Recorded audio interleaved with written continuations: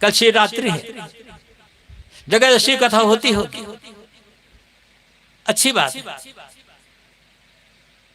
लेकिन क्या शिव बनने का मंत्र जानते हैं?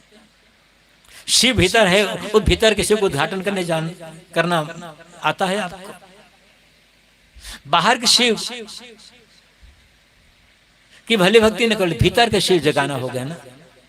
प्रपंचो समम शांतम शिव अद्वैतम चतुर्थम मन्यते सा आत्मा स विज्ञेय का। शिव कैसे, शिव का उद्घाटन कैसे हो गया? जब प्रपंचो समम, जब भीतर के जो प्रपंच का मिट गए, भीतर प्रपंचों को निकाल बाहर कर दिया गया, शिवत उद्घाटन होगा, तब शिवरात्रि आएगी। शिव की रात्रि मतलब मंगल की रात्रि, कल्याण की रात्रि। और ऐसी रात्रि जहां कोई पाप ना होता हो, मन में कोई विकार ना आता हो, तब शिवरात्रि होगी। हम भूल गए इस चीज को। बाहर अभी आ रहा था, रायपुर से आगे बड़ौदा बाजार रास्ते पर एक गांव में कार्यक्रम था, वहीं से आ रहा था। रायपुर शहर से जैसे बाहर निकला, बड़े बड़े होर्डिंग लिखे थे, भव्य शिव बारात। क्या शिव जी आप हर साल शादी करते हो? क्या हर साल बारात करते हो आप? तो शिव जी कितनी बार शादी किए होंगे? क्या शिव जी हर साल आपसे, आप आदमी हो, आप हर साल बारात लेकर नहीं जाते, हर साल अपनी शादी लेकर नहीं जाते, तो शिव जी कैसे करते होंगे भला इसको?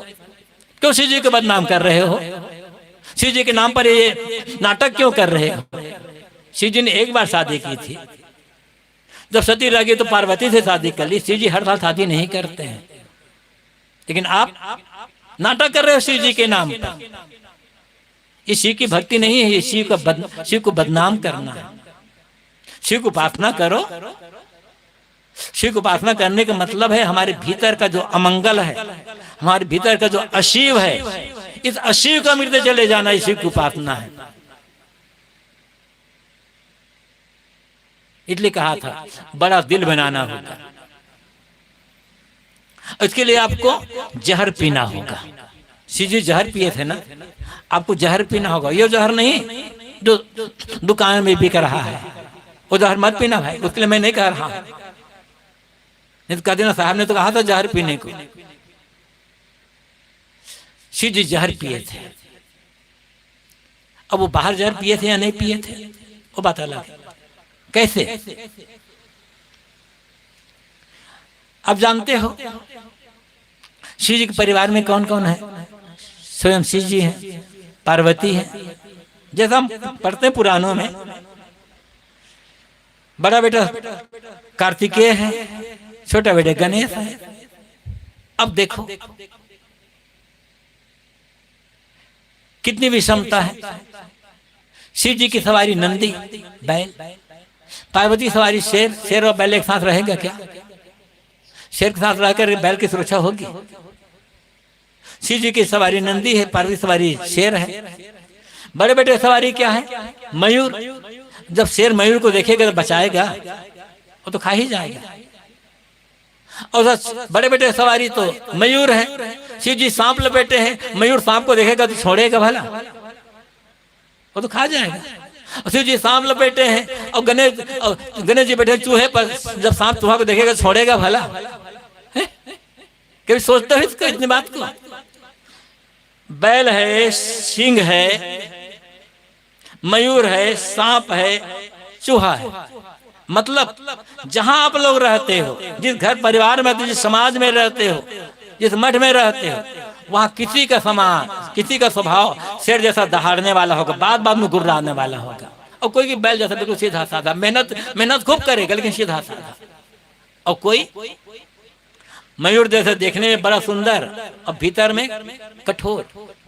कोई सांप जैसा फूफकारने वाला और जहर भरा हुआ, और कोई चूहा जैसा कुतरने वाला। इनके बीच में रह करके शांत रह जाओगे ना, तब शिव बन जाओगे। शिव ये जहर पीना है। तमाम प्रतिकूलताओं के बाद, इतनी प्रतिकूलता है, उसके बाद ये शिव क्या करते हैं? समाधि लगाते हैं। मतलब सारी प्रतिकूलताओं को सहन करके शांत रह जाना, ये शिव की उपासना है। हम तो बात बात में उलझ रहे हैं ना, बात बात में गुस्सा करने, बात बात में लड़ रहे हैं। कहाँ समझ पाए शिव को? और क्या करेंगे? शिव जी को हम धतुरा चढ़ाएंगे। महामूर्खता का काम। शिव जी धतुरा नहीं पीते थे। पता नहीं किस किसने कोई धतुरा खाने वाला रहा होगा जिसने लिख दिया है ये शास्त्र में। शास्त्र आदमी के लिए बनाया हुआ है। शिव जी भांग नहीं पीते थे। शिव भांग का मतलब ही नहीं होता। भांग तो अशिव है। भांग और शिव मतलब मंगल है, कल्याण है। शिव जी भांग कैसे पिएंगे?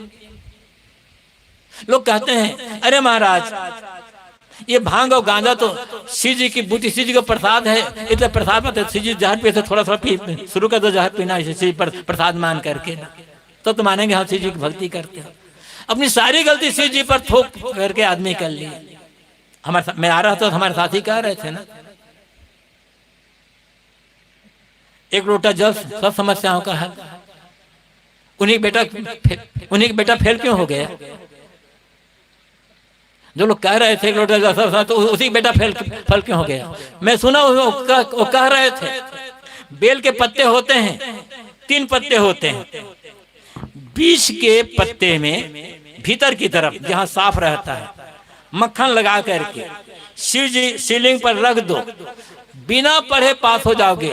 तो ज्ञान खुद के बेटे को काहे नहीं दिए? वो है कहाँ गया? आपको भटकाने के लिए है वो, ताकि आप मूर्ख के मूर्ख बने रहो। और जानते हो क्या रहा है? मैं किसी राजनीतिक पार्टी से बिलोंग नहीं करता। मुझे न तो किसी पार्टी के विरोध करता हूँ राजनीतिक पार्टी का, और न मैं किसी का समर्थन करता हूँ। क्योंकि हमारे जो भक्त हैं सभी पार्टी वाले हैं। भाजपा वाले भी हैं, कांग्रेस वाले भी हैं, समाजवादी भी है, बसपा भी है, सभी पार्टी भगत है। भैया हमारे आश्रम में हम राजनीति चर्चा नहीं करते। आए हो धर्म और भक्ति की सत्संग चर्चा, वो चर्चा हो। लेकिन सरकार कोई भी हो, कितना आपको बहकाने का काम किया है आप जानते हैं। लेकिन आप और हम भूल जाते हैं। आपको मुफ्त में राशन दे देगी सरकार। क्यों? ताकि आप जीवित रहो और जीवित रह। लेकिन कोई भी सरकार आपको मुफ्त में पढ़ाई नहीं करेगा, शिक्षित नहीं बनाएगा। मुफ्त में राशन देगी ताकि आप जीवित रहो, जी करके उन्हें वोट देते रहो। वो सरकार को जीवित वोटर चाहिए, प्रबुद्ध नागरिक नहीं चाहिए। फिर भी आप खुश हो जाएंगे हमें 5 किलो राशन मिल रहा है मुफ्त में। करना क्या है? राशन मत मांगो भाई, शिक्षा मांगो। राशन मत मांगो, हॉस्पिटल मांगो। कभी जब भी चुनाव हो, थोड़ी सी चर्चा में राजनीति नहीं कर रहा हूँ, थोड़े आपको जगाने का।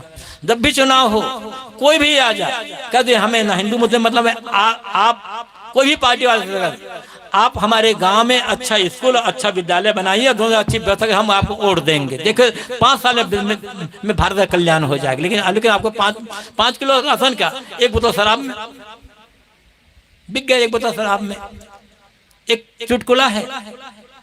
हम कितने बहक गए, कितने कमजोर हो गए हैं, कितने हम। चुनाव आया था, चुनाव का समय था। जैसे आपका गांव है, एक गांव में एक नेता आया, घुसते ही बाहर एक छोटा सा मकान मिला। एक बूढ़े बाबा बैठे थे 70-75 साल के। नेताजी इन्होंने क्या किया? नेताजी ने क्या किया? 1000 रुपया निकाला, बूढ़े बाबा के पैर में रख दिया कि बाबा जी रुपया रख लीजिए और वोट मुझे दीजिएगा। बूढ़े बाबा ने कहा भैया ये नोट आप रख लो, मैं बूढ़ा आदमी, कमजोर, बीमार भी रहता हूं। ये 1000 रुपया तो कब का खत्म हो जाएगा, 2-4 दिन में। आप यदि मेरी भलाई चाहते हो तो ऐसा करो, ये नोट रख करके आप मेरे लिए एक छोटा मोटा गधा खरीद दो, ताकि वो गधा छोटा मोटा रहेगा तो गधा को किराए पर दे दूंगा, उठा लूंगा, गधा काम करता रहेगा, मुझे भरपेट भोजन मिलता रह जाएगा। अब बूढ़ा आदमी मेरे पर आगे पीछे कोई है नहीं है, एक गधा मिल जाएगा तो उसी से मजदूरी करवा करके कि मेरा पेट भर जाएगा। नेताजी बाबा जी, बूढ़े बाबा की बात सुने और सुन करके गए बाजार जहाँ गधा बिकते थे। लौट करके आए खाली हाथ। कहा कि बाबा जी 1000 रुपये रख ले। कि क्यों? मैं तो गधा मंगा था। बाबा जी कोई कमजोर से कमजोर गधा भी 8-10 हजार से कम में नहीं मिल रहा है। कहाँ लाऊं? कह जब भैया जब कमजोर से कमजोर गधा 10 हजार में नहीं मिल रहा है, मैं तो आदमी हूँ 1,000 में कहाँ से बिकूंगा? और आप लोग बिक जाते हैं।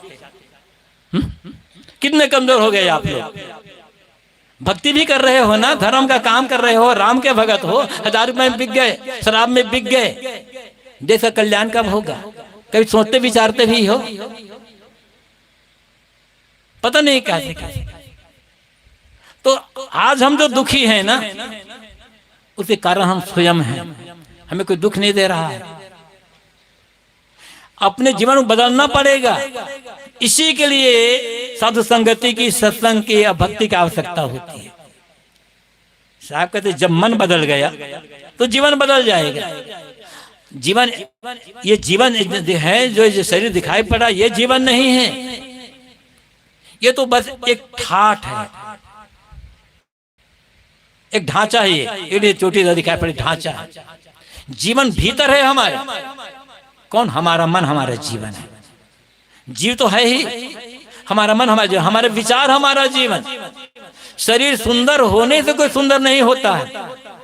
मन सुंदर होने से आदमी सुंदर होता है। विचार सुंदर होने से, कर्म सुंदर होने से, आचरण सुंदर होने से आदमी सुंदर होता है। किसी की पूजा आप इसलिए नहीं करते हो कि देखने में वो बड़ा सुंदर है।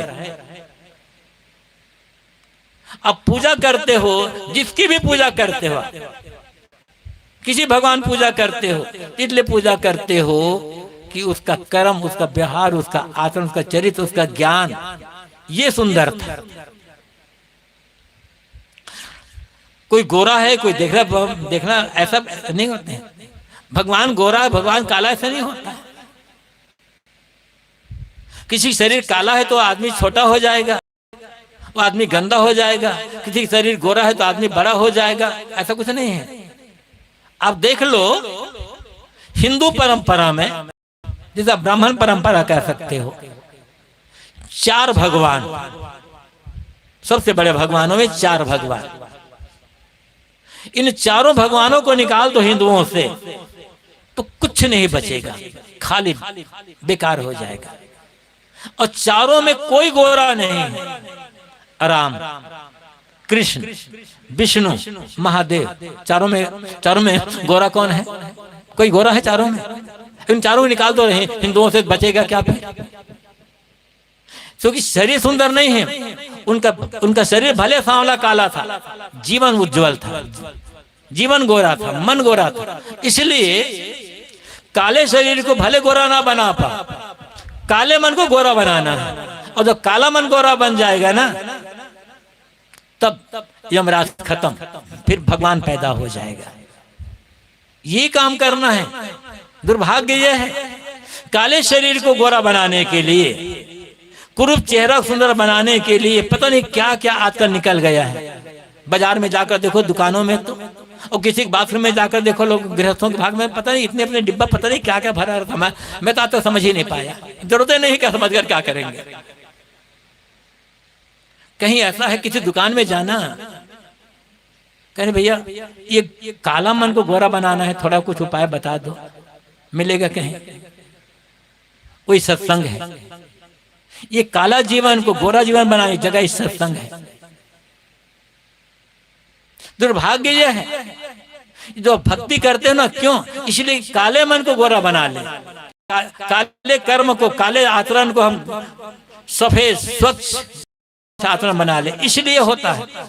लेकिन जीवन में बदलाव ही नहीं आ रहा है, क्योंकि हम उधर ध्यान ही नहीं दे रहे हैं। हमारा सब ध्यान बाहर बाहर बाहर बाहर बाहर तरफ ध्यान है। और जितना बाहर रखोगे, बाहर दौड़ोगे, यमराज पीछे लगा रहेगा। दौड़िए बाहर, लेकिन बाहर साथ साथ भीतर भी झांकते जाइए। इसलिए बाहर को आप चमका सको या न चमका सको, जीवन को चमकाना है, मन को चमकाना है। और मन को चमकाना सीख गए, मतलब मन को स्वच्छ बनाना सीख गए, तो हर जगह आनंद ही आनंद है। दुख होगा नहीं, परेशानी भले आएगी। इसलिए साहब कहते हैं, यमते उलट भय है राम, दुख बिन से सुख किया विश्राम। जब काला मन गोरा हो जाएगा, दुख खत्म, फिर पूरा जीवन आनंद में, शांति में, प्रसन्नता में बीत जाएगा। आपने कितना कमाया, कितना धन बढ़ाया, कितना मकान बनाया, ये आपकी कमाई नहीं है। असली कमाई है हर समय हमारे मन का, हर हाल में, हर जगह हमारे मन का प्रसन्न रहना, शांत रहना, संतुष्ट रहना, तृप्त रहना, अच्छे विचारों में डूबे रहना। और जिसने ऐसा कर लिया वो जीते जी कल्याण रूप हो गया। और जीते जी वो शिव की उपासना, राम की उपासना, सब उपासना कर लिया, सारी उपासना सार्थक हो गई, क्योंकि अब भीतर भगवान प्रकट हो गया।